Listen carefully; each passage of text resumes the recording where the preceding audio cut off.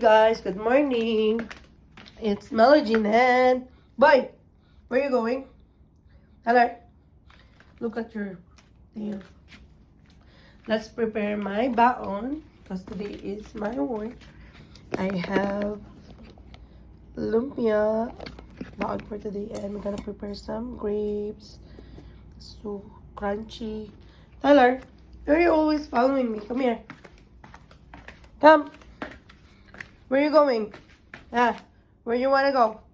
Come here. Sit down. Up. Come here. Up. Good boy. I'm going to work. Okay? You stay here. What? Come on. Kiss mo na. I love you. I love you. I love you.